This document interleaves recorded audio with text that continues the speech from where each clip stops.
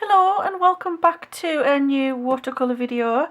Today I've got this beautiful watercolour book to show you. It's only just recently been released and it's by an artist called Dana Fox. And this is her second book in this series. The first book was the Watercolour with Me in the Forest, which came out last year, and it's just one of the most stunning watercolour books ever. And then this one is Watercolour with Me in the Ocean. So I'm going to go through the book and show you what's in it, and then I'm going to actually go through one of the tutorials and paint one of the pictures. So the book's quite thick. It's really high quality, and as it says on the back, there's 50 no-sketch projects that bring the ocean to life. So you don't need any drawing skills to follow these tutorials because the sketch is already in the book for you, and it's on watercolour paper, so you just follow the instructions. And you can see the book's absolutely beautifully illustrated. It's just so lovely just to look at. So it's divided into 3 sections. So the first section is wet on wet. So that's wet on wet techniques, then wet on dry techniques, and then ink and wash techniques, which is the same as the first book. So if you've never tried watercolour before, this is a great way of building on your skills, starting with wet on wet, then wet on dry, and then use an ink and wash as well. So we've got a little introduction page and a page telling you all the colours that are going to be used, and then she's also listed here all the other items that you need to complete the exercises, which really isn't a lot of stuff. So we start with the wet on wet section. So we've just got one page with a quick explanation of what wet on wet is, and then it goes into the exercises. So the first exercise is a coral, and this is just to practice the wet on wet technique. So you start by practicing in the circles and then you move on to the coral. Okay, so this is the first tutorial. This one is sea turtles. So we've got the instructions on the left hand side and the actual sketch on the right hand side, and it's just very simple. There's the picture, the reference picture. There's a little bit of information about the sea turtle. Then we've got a colour chart of what colours you need to complete the painting. A supplies list of what supplies you need. And then we've got 7 step-by-step instructions. It's not overly complex. So it's great if you're just starting off in watercolour, but it's also great if you're not, like if you're quite used to using watercolour. Such as myself. I mean, I'm not an expert, but I'm not a beginner either, and I'm just going to fully enjoy following these tutorials. I love following tutorials.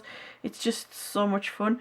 You don't have to think about anything. You don't have to think about what colours you're going to use.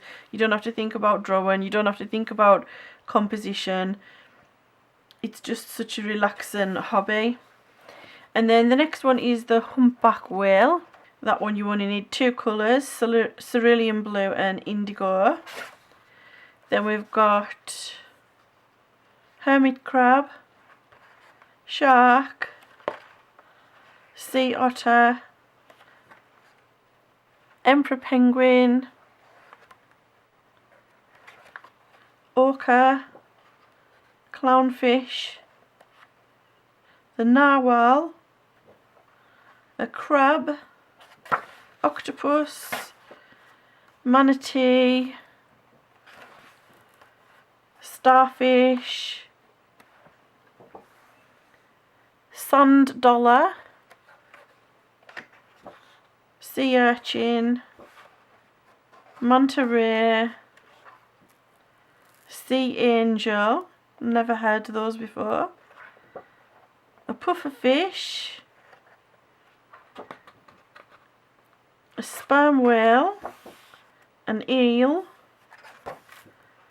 and then we're on to the wet on dry section. So again, it's explaining what wet on dry is, and then you've got a page to practice your wet on dry technique. So the exercises for the wet on dry technique is this beautiful seahorse, a lobster,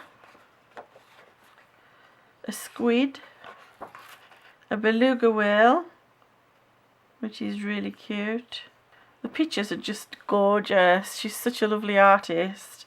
Puffin, coral, seashells, jellyfish, angelfish, dolphin, sea lion, conch shell,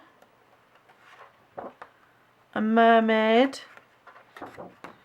a treasure chest, a clam shell, a blue tang fish, which is basically Dory from Finding Dory, a school of fish, a sea anemone, and then we're on the ink and wash section, which is where you're outlining with ink, so it's got that lovely illustrative look with a black outline.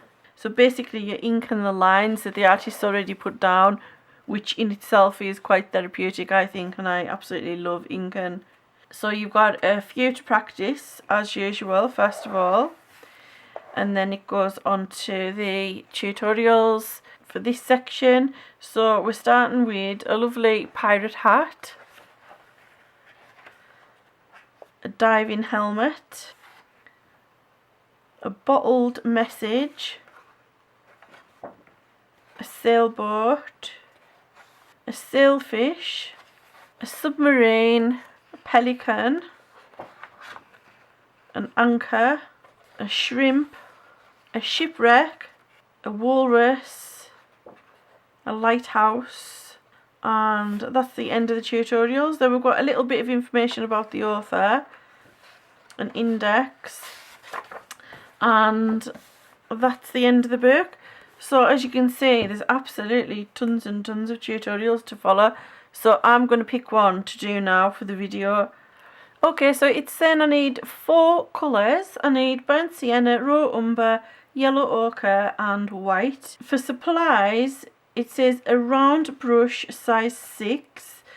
I'm just going to use this size 3 because the areas are quite small, so and I can control things better with this brush. This is a Princeton round size 3 and it's a synthetic brush. And a fine detail brush. So I'm going to use the Rosemary & Co series 230 brush. There's only one size in this brush and it's absolutely brilliant. So I'm going to use this one. Now, I'm saying this beforehand, I might need to change if it doesn't work well for this picture. So those are my brushes and a black ink pen. So I'll just use this fountain pen for the black ink. Okay, so the first instruction says, starting with the shell, fill one of the shapes with water with your brush, leaving a little dry space around the edges. And it says the paper should be glossy but not soaked. So I'll just start with this large one. I'm just not going to go right to the edges. So I'm just going to follow the instructions exactly as it says in the book, just so that you can get an idea of whether you think you would enjoy doing this sort of thing.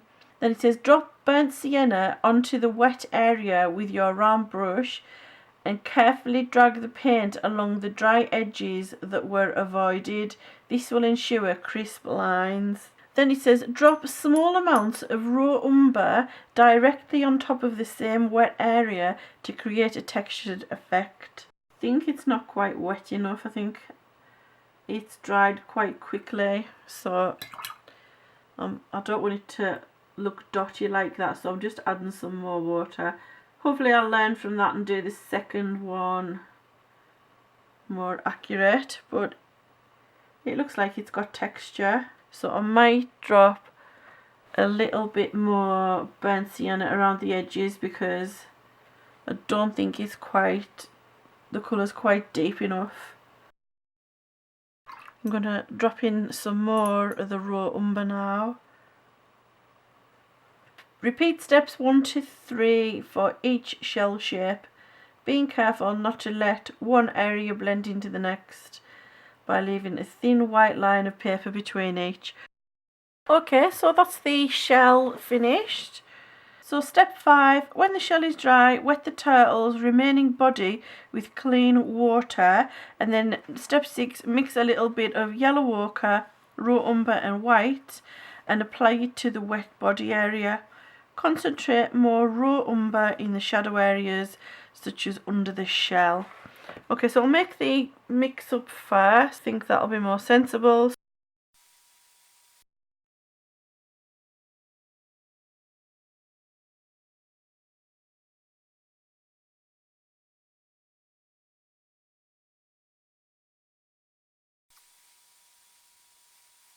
So I'm just gonna look at the picture and copy where she's put the darker areas. Some lines coming down on the turtle's neck, like some creases.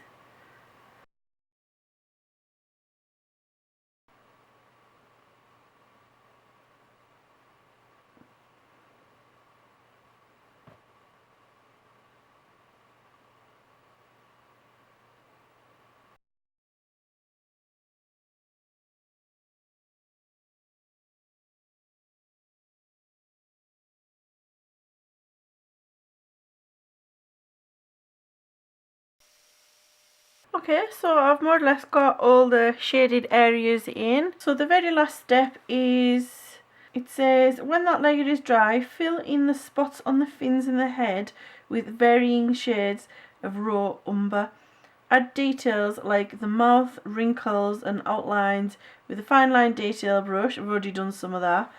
And then complete the eye with the black ink pen. Okay, I think the white areas on my shell look a little bit crazy. They don't look right. They look nice on that one, but I think mine are a bit wide. I might try and tone that whiteness down somehow, maybe with a little bit of raw, watered down raw umber.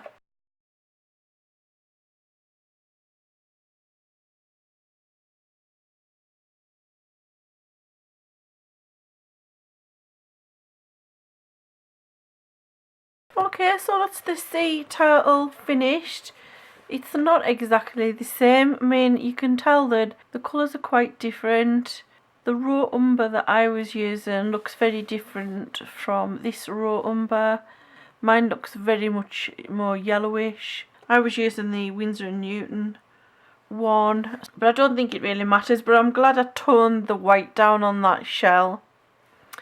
Okay, so I hope you've enjoyed that video, and I hope it'll help you decide on whether you want to buy the book or not. Obviously it gets a massive thumbs up from me because I absolutely love it. I knew I would love it before it even arrived because the first book was just amazing. So that's Watercolor With Me by Dana Fox, and it's in the ocean, and everything I've used in the video will be linked below. They are affiliate links, so I would really appreciate it if you were going to buy the book to go through my link.